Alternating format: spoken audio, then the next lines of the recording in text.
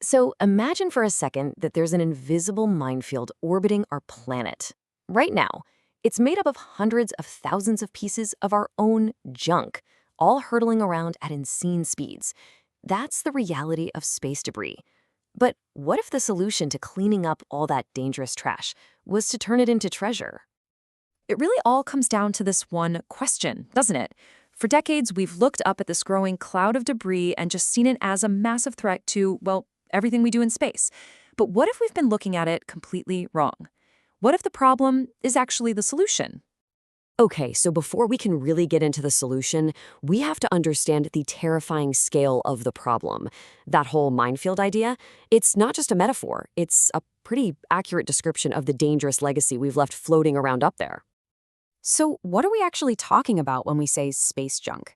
Well, it's basically a ghost fleet of our own creation. You've got dead satellites, some as big as a bus. You've got these huge rocket stages that we just discarded. And then there's this massive cloud of tiny metal fragments from decades of collisions. Every single piece is a reminder of our journey to the stars, but it's also a potential roadblock for our future there. Get this, we are actively tracking over 900,000 pieces of junk that are bigger than a centimeter. And each one of those is like a tiny bullet, whipping around at over 17,000 miles per hour. I mean, at that speed, even a tiny fleck of paint can hit with the force of a hand grenade. No joke.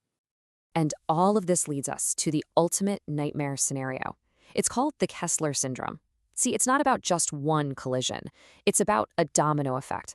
One impact creates a brand new cloud of debris, which then causes more collisions, which creates even more debris, and on, until our orbit becomes a completely impassable junkyard for generations to come. Okay, so the problem is huge. The obvious solution seems simple, right? Just send up some space garbage trucks to clean it all up. Well, that's where we slam right into a classic catch-22. To go out and catch all this debris, you need some kind of specialized vehicle, often called a space tug, that can maneuver around in orbit. And, just like any vehicle, it needs fuel to move, and it needs a lot of it.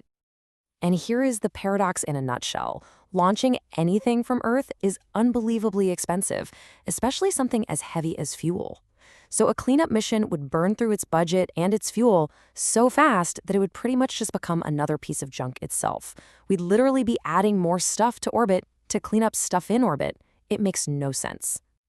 But what if there was another way? A way to completely break out of this expensive, totally inefficient cycle? This is where the thinking gets really, really clever. This right here, this is the question from the source material that just changes everything. Instead of thinking of debris as garbage that needs to be bagged and tagged, what if we started seeing it as a resource, like a gas station in the sky?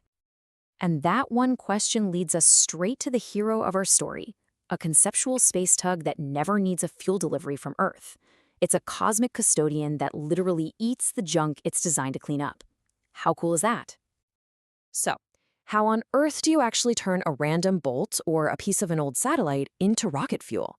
The answer is hiding inside this really elegant concept, plasma propulsion. All right, let's break down how this brilliant idea works.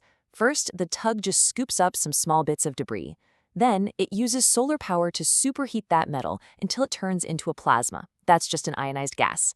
And finally, it fires that plasma out of its engine, which creates thrust. It's like a cosmic furnace, turning solid metal directly into motion. And that's the beautiful simplicity of this whole thing. The energy to run the engine comes from an infinite resource, the sun, and the fuel comes from the very problem it's trying to solve. It is a nearly perfect, self-sustaining system. So, let's say we have this technology. What would a full-scale cleanup mission actually look like? It's time to zoom out and look at the big picture. So what would it really take to clean our orbit with these things? Well, it's definitely not a one-and-done kind of job. No, we're talking about launching a whole fleet of these cosmic custodians, all working together for years, maybe even decades, to finally make our orbit safe again.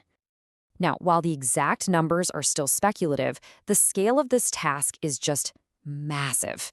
It's truly a mission for a generation, a long-term commitment to cleaning up our orbital backyard so that the final frontier stays open for everyone who comes after us.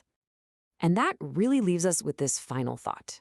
This whole thing isn't just about cleaning up space. It's about a mindset. It's a new way of looking at our biggest challenges, not as dead ends, but as sources of incredible, untapped potential. It proves that sometimes the most elegant solution is hiding right inside the problem itself, which makes you wonder, what other junk are we overlooking?